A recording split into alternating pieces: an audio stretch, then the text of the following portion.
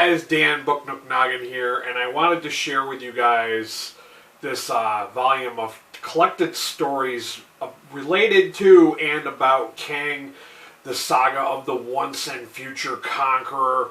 Now, I'm going to admit that I've always kind of found Kang the Conqueror kind of an interesting supervillain. He's this guy who kind of travels through different time periods. And I always thought of him as mainly being an Avengers villain. But this collection kind of proved me wrong, that he's also known to be a Fantastic Four villain.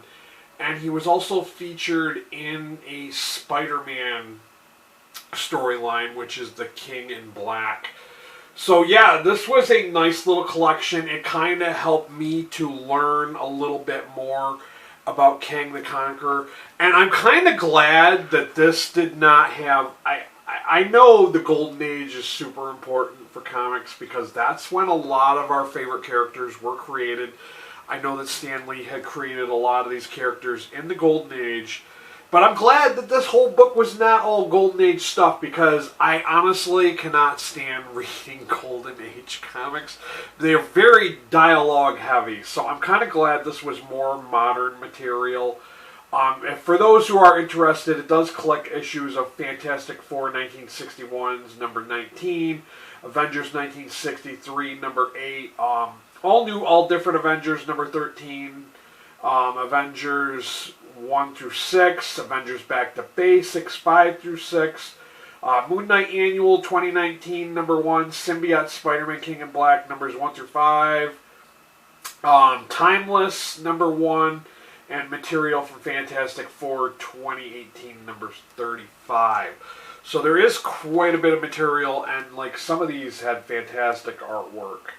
I really loved learning about Kang the Conqueror. He's a badass villain. Like, this guy, like, there's a scene in one of these books where he's taking down a woolly mammoth all by himself while some guy watches on. And, like, I saw little instances like that, and then, like, the Vision tries to go in time and tries to pinpoint when Kang was born to try to remove him from the equation. That just creates even more problems for them.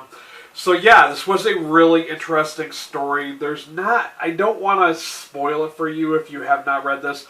And to be honest with you, I'm not really up to date on the Marvel films, so I think that possibly if there's not already, I think there's going to be a Marvel film that's going to have Kang in it. So maybe possibly that's why Marvel released. I know there's another big, huge edition of a Kang story collection. But I really enjoyed this. I really got something out of it. I'm surprised that I'm here sharing it with you guys, because typically I wouldn't share like a book like this. But I really enjoyed it. I gave it a 4 out of 5 star rating on Goodreads. And of course, as always, I will have a link to purchase this for yourselves. Click that down below for Amazon. I'm not receiving AdSense from YouTube, so every little bit helps. I get a very small percentage of any and all purchases made through that link. And I'm also going to throw out my coffee link if you would like to help support my channel by throwing down $1 or $2. If you can't do any of those things, but you want more comic graphic novel recommendations, by all means, what are you doing? Hit that subscriber button, hit that notification bell so you're aware of when I upload again. That's all I got for you guys. Hopefully I've spotlighted and shared and talked enough about this book that you're going to want to go check it out. I thought it was a fabulous read, guys. I really was super impressed with this. Can't say much more about it, but it was a really good read. Till next time, later, guys.